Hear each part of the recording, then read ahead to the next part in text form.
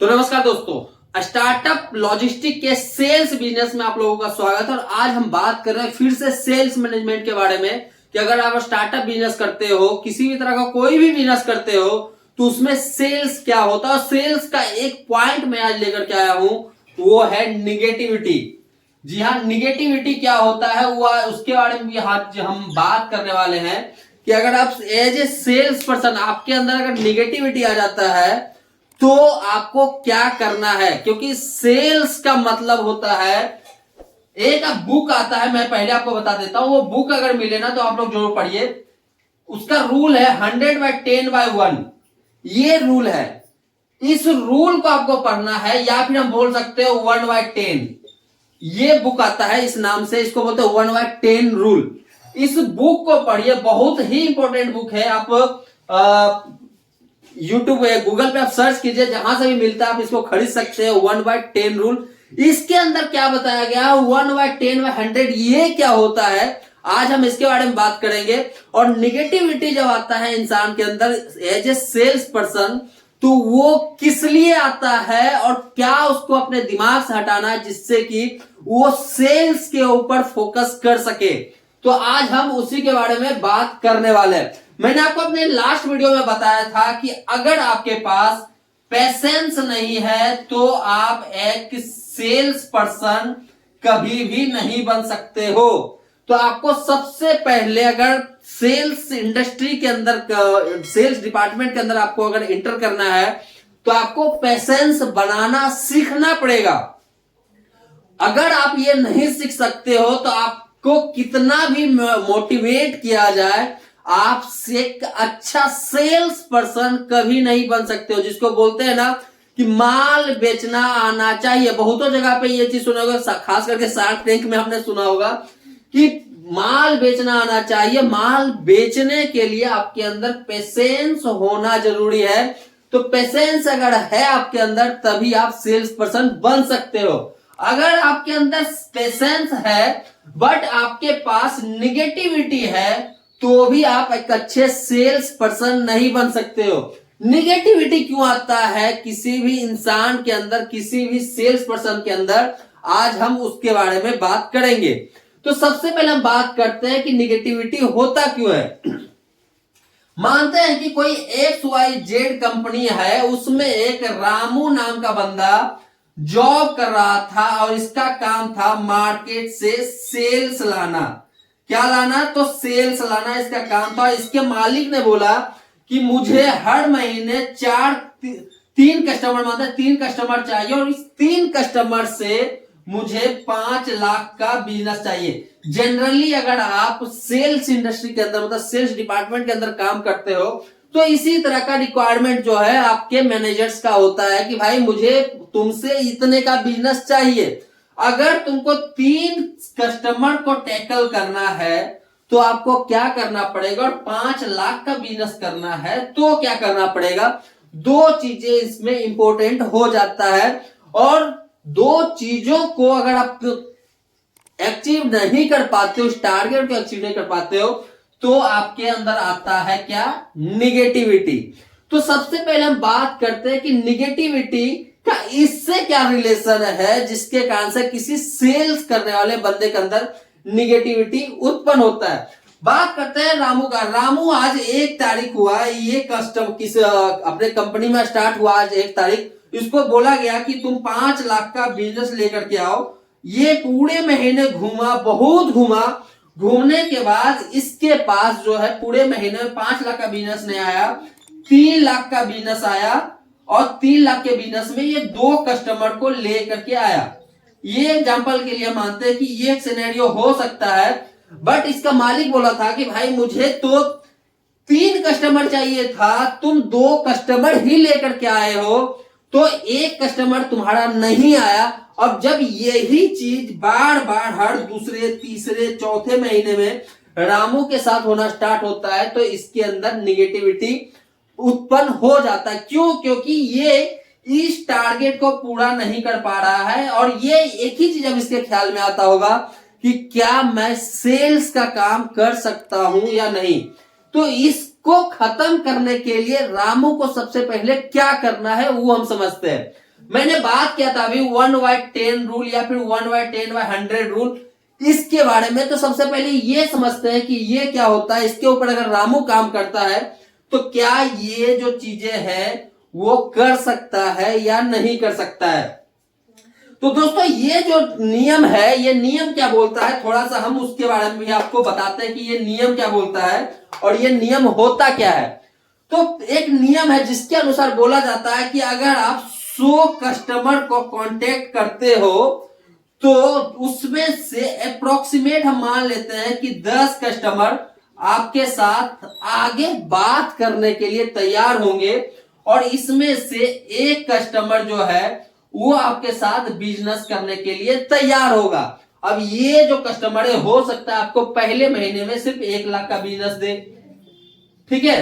तो ये एक रूल है कि ये रूल बोलता है कि आप इस तरह से बिजनेस आपका चलता है। मतलब 100 कस्टमर को आप कांटेक्ट करते हो तो 10 आपके साथ बात करता है और एक कस्टमर आपके साथ बिजनेस के लिए करने के लिए तैयार होता है।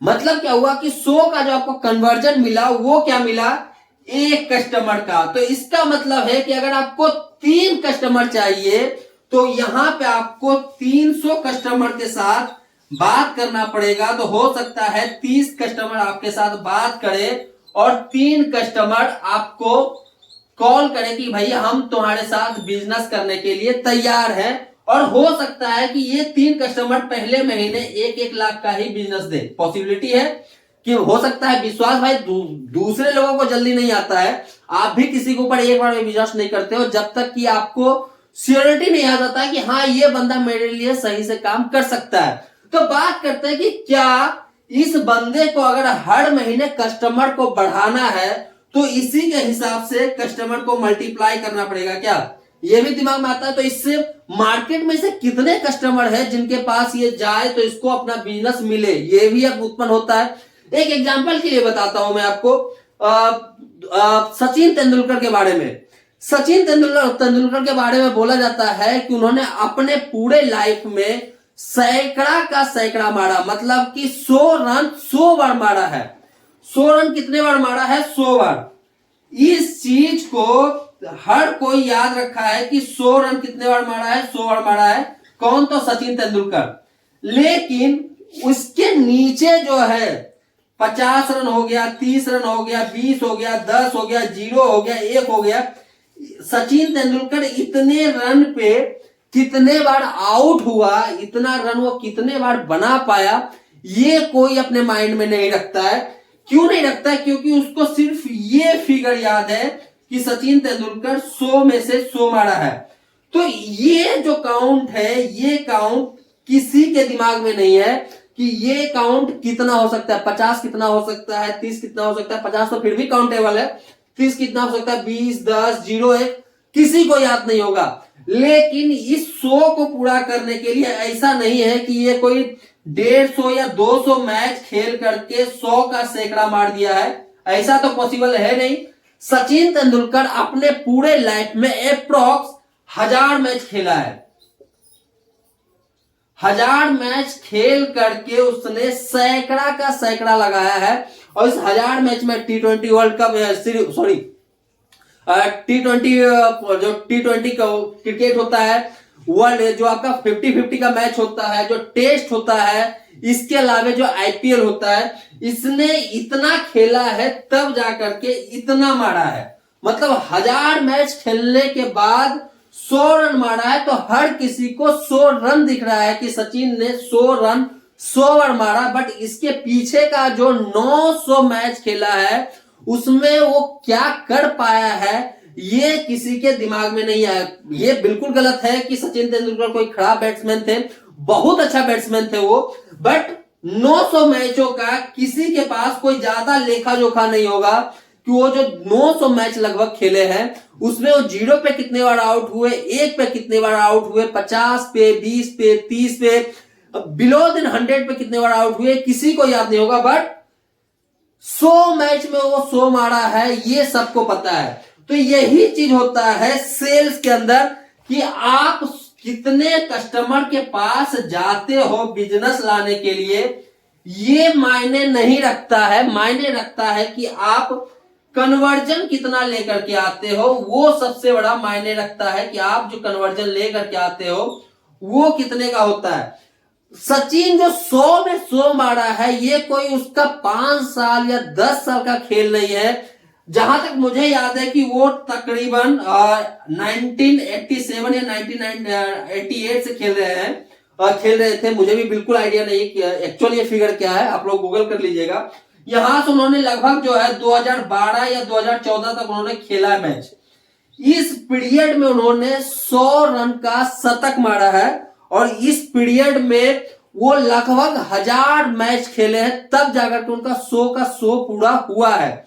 तो ये उस जो सैकड़ा होता है उस सैकड़ा को पूरा करने के लिए उनका जो जितना जो वो लाइफ रहा है क्रिकेट का, उसके पीछे उनका परिश्रम कितना रहा है, उनका एक्सपीरियंस कितना रहा है, जिस तरह की गेंदबाजी होती है उसको देख करके किस तरह से बैटिंग करना चाहिए, इसका एक्सपीरियंस कितना रहा है, ये बहुत मायने रखता है। उसी के अनुसार जब आप 100 कस्टमर के पास जाते हो ना बिजनेस लाने के लिए, तो यहां पे आपको हो सकता है कि 500 तरह के क्वेश्चंस पूछे जाए और इसमें से हो सकता है आपको 50 का ही आंसर पता हो कि हम 50 का ही आंसर दे पाते हैं। बट जैसे ये नंबर बढ़ता जाता है, 100 के पास गए, 300 के पास गए, 500 के पास गए, ये जो नंबर है ये नंबर मल्टीपल नहीं होता जाता है। ये जो 500 यहां था 100 कस्टमर के साथ, हो सकता है इस 300 कस्टमर के पास आते आते 600 हो जाए और 500 कस्टमर के पास जाते जाते 650 हो जाए। मतलब कि जो 100 कस्टमर के पास आप जाते थे, जो आपके पास 500 क्वेश्चन था वो 85 का आंसर आपको पता था, लेकिन आप जो 500 कस्टमर के पास गए 650 क्वेश्चन आपसे पूछा गया और इसमें से आपको हो सकता है 500 क्वेश्चंस के आंसर्स पता हो कि उसको किस तरह से करना है और क्या करना है।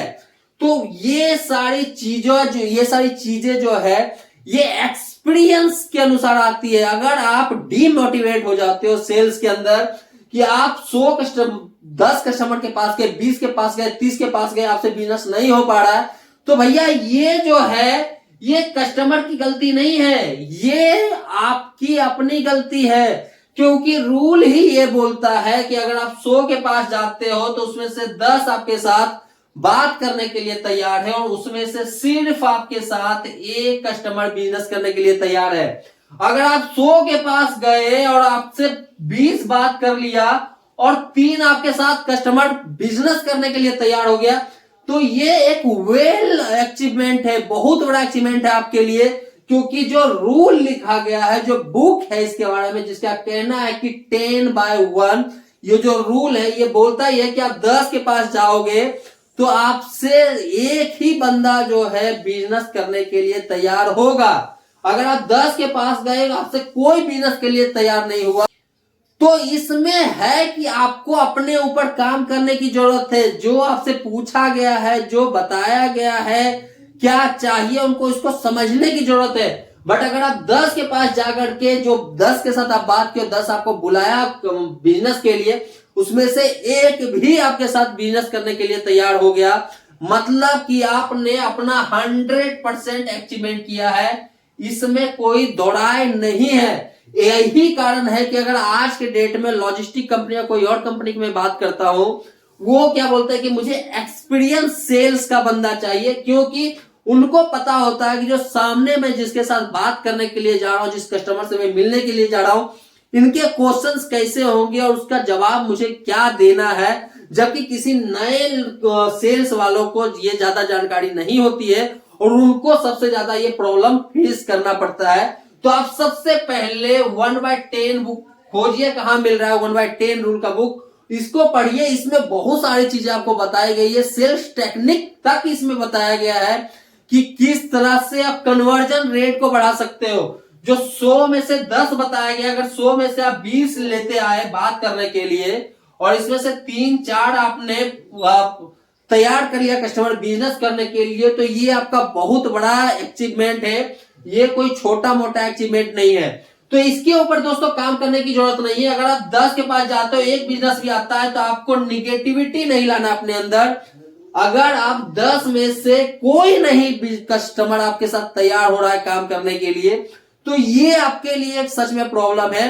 क्यों कोई तैयार नहीं हो रहा है, इसके ऊपर काम करना पड़ेगा आपको। लिस्ट बनाइए क्वेश्चंस के, जो आपके कस्टमर के क्वेश्चंस होते हैं, जो उनकी थिंकिंग होती है, उसका लिस्ट बनाइए, उसके ऊपर रिसर्च कीजिए कि उसका सोल्यूशन क्या हो सकता है, आप उसका सोल्यूशन क्या दे सकते हैं। और उस लिस्ट के ऊपर जब आप काम करते हो तो ये नंबर ऑफ क्वेश्चंस है, ये धीरे धीरे जब कांस्टेंट होना स्टार्ट होते हैं तो इसका आंसर जो है आपके पास ऑलरेडी तैयार होता है। और कन्वर्जन रेट जो है, जो 100/10/1 का था, ये धीरे धीरे बढ़ना स्टार्ट होता है। जैसे कि मैंने अभी बताया था आपको सचिन तेंदुलकर के बारे में कि इस लंबी पारी को के अंदर जो है 100 का 100 मारा है, वो सब कोई देख रहा है। उससे कम पे कितने बार आउट हुआ ये कोई नहीं देख रहा। यही चीज अभी आपके अंदर है कि आपके जो अचीवमेंट है इस पे सबका नजर होता है, उसके पीछे का मेहनत नहीं किसी को पता चलता है। आपको उसके ऊपर काम करना पड़ेगा, अपने एक्सपीरियंस को बढ़ाना पड़ेगा, उनके क्वेश्चंस का सॉल्यूशंस ढूंढना पड़ेगा, जिससे कि कस्टमर आपके साथ बात करके बिजनेस के लिए तैयार हो सके। कस्टमर को अगर जब आप सही तरीके से कन्विंस कर देते हो ना, तो फिर वो आपके साथ बिजनेस करने के लिए सच में तैयार होता है। ऐसा नहीं तैयार नहीं होता है, सच में तैयार होता है। और हमेशा याद रखिए, किसी भी कस्टमर के पास अपना प्रोडक्ट और अपना सर्विस मत बेचने के लिए जाइए, उनको चाहिए होता है सोल्यूशन। उस सोल्यूशन को बेचिए, जो सोल्यूशन उनको चाहिए होता है, सोल्यूशन क्या है उसके ऊपर काम कीजिए। वो बताइए कस्टमर को कि आप एक्चुअल में क्या सोल्यूशन उनको दे सकते हैं। जब आप उस सोल्यूशन के बारे में बात करते हैं तो आपका चाहे प्रोडक्ट हो या फिर चाहे कोई सर्विस हो, ये पक्का बिकेगा ही बिकेगा अगर सोल्यूशन आप अपने कस्टमर को दे देते हो। तो दोस्तों, निगेटिविटी जो है ये इसी कारण से आता है, जब ये कन्वर्जन नहीं मिल पाता है किसी भी सेल्स के बंदे को, और ये सेल्स टारगेट सही से अचीव नहीं हो पाता किसी भी सेल्स के बंदों का। तो इसके ऊपर आपको काम करना है। 1/10 रूल जो बुक आता है उसको पढ़िए, उसके अंदर बहुत सारे एग्जांपल्स इसे बताया गया है, कुछ टेक्निक्स बताया गया है। जब आप इसके ऊपर इसको पढ़ते हो तो ये जो चीज है ये आपको समझ में आता है और ये अपने आप आपके माइंड से निकल जाएगा। तो दोस्तों, निगेटिविटी के बारे में जो थोड़ी सी जानकारी मैं आपको दिया हूं, ये अपने माइंड में रखिए। एक्चुअल में मेरा फिगर था यही कि आप 1/10 रूल पढ़िए, सेल्स का बहुत अच्छा बुक है ये। इससे आपको पता चलेगा कि आपको कन्वर्जन किस तरह से सेल्स में निकालना होता है, और वो कन्वर्जन आपको ये बुक पढ़कर सही से समझ में आ जाएगा। तो चलिए, आज के वीडियो को हम यहीं पे खत्म करते हैं। सेल्स टारगेट के वीडियो में मैं नेक्स्ट आपको और वीडियो में डिटेल्स बताता रहूंगा। आज के लिए इतना ही रखते, तब तक के लिए धन्यवाद।